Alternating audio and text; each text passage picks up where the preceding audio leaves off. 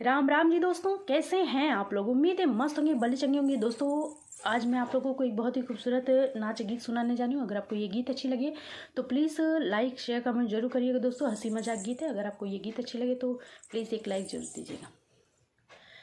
भौरा रे चक्कर काट रही फूलन के मारे, भौरा रे चक्कर काट रही फूलन के मारे, भौरा रे चक्कर काट रही फूलन के मारे।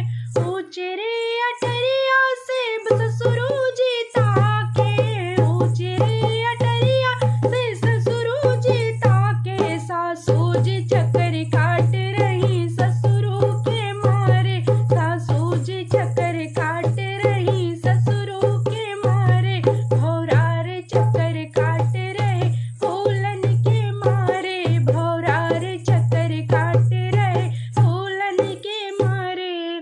बाग फुलवरिया में भसुरु जी भागे, बाग फुलवरिया में भसुरु जी भागे, जिठनी जी चक्कर काट रही भसुरु के मारे, जिठनी जी चक्कर काट रही भसुरु के मारे, भौरा रे चक्कर काट रहे फूलन के मारे, भौरा रे चक्कर काट रहे फूलन के मारे।